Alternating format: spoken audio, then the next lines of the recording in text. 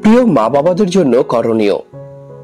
আমরা ছোট ছিলাম যখন, বাবা মা আমাদের জন্য যা করেছিলেন তা আমরা কেমন করে ওনাদের ফিরিয়ে দেওয়া উচিত তা শিশুকাল থেকে শেখা উচিত। যখন আমরা ছোট থাকি তখন আমরা বুঝতে পারি না, কিন্তু যখন আমাদের নিজেদের সন্তান হয় তখন আমরা ঠিক বুঝতে পারি বাবা মায়ের অনুভূতিগুলো। তাই নিজেদের সন্তানদের সেটা মনে করিয়ে দেওয়া উচিত বিভিন্ন মাধ্যমে। আমাদের বাবা মা আমাদের জন্য কি করেছেন তা চিন্তা করুন এবং কেবল রোলটি বিপরীত করুন। বাবা মা বুড়ো হয়ে গেলে তারা বেশি কথা বলতে দেখা যায়, তখন ছেলে মেয়েদের উচিত ধৈর্য ধরে তাদের সব কথা শোনা।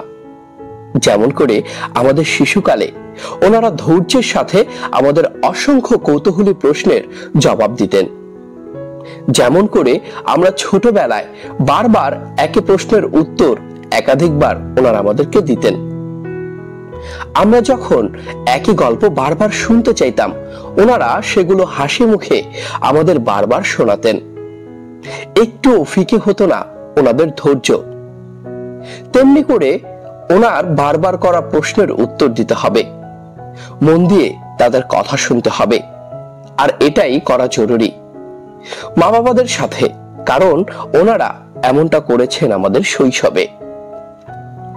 মা বাবা যদি বৃদ্ধ বয়সে খাবার ঠিক মতো না খেতে চায়, গোসল সময় মতো না করতে চায়, ওষুধ না খেতে চায়, আমাদের মনে রাখতে হবে আমরা ছোটবেলায় ওনাদের সাথে এমনটা করেছি।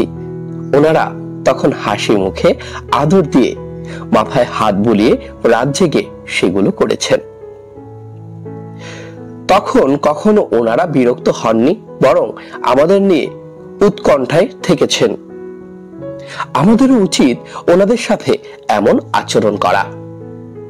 যখন আমরা দেখতে পাই মা বাবারা নতুন নতুন প্রযুক্তির ক্ষেত্রে অজ্ঞ, কারো সাথে কথা বলতে গিয়ে গোলমাল করে ফেলে, তখন আমাদের মনে রাখতে হবে যে ওনারা আমাদেরকে ছোটবেলায় অত্যন্ত গুরুত্বের সাথে কিভাবে আমাদের পড়তে হবে, কিভাবে বিনয়ের সাথে আদবের সাথে কথা বলতে হবে শিখিয়েছেন। তেমন ভাবে ধৈর্য ধরে ওনাদের শেখাতে হবে। যখন মা বাবাদের ক্লান্ত পা আগের মতো দ্রুত নড়াচড়া করতে না পারে, তখন আমাদের হাতটি সেইভাবে বাড়িয়ে দিতে হবে যেভাবে ওনারা আমাদের প্রথম হাঁটাতে শিখিয়েছিলেন।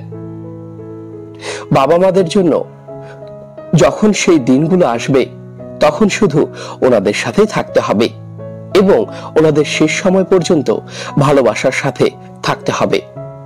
বোঝাতে হবে আছি সব সময় আপনাদের পাশে, হৃদয়ের কাছে। যাই ঘটুক না কেন আমাদের মা বাবাকে ভালোবাসতে হবে, কারণ একটা সময় আমরা মা বাবার উপর নির্ভর করে বড় হয়েছি, বুদ্ধি শক্তি হয়েছে। তেমনি করে বৃদ্ধ বয়সে মা বাবারাও আমাদের উপর নির্ভর করবে বুদ্ধিহীন আর শক্তিহীন হয়ে, আর আমরা ওনাদের সহায়ক হব। এভাবে আবার আমাদের ছেলেমেয়েরা আমাদের কাছ থেকে শিখবে। এটাই জীবন চক্র। ধন্যবাদ।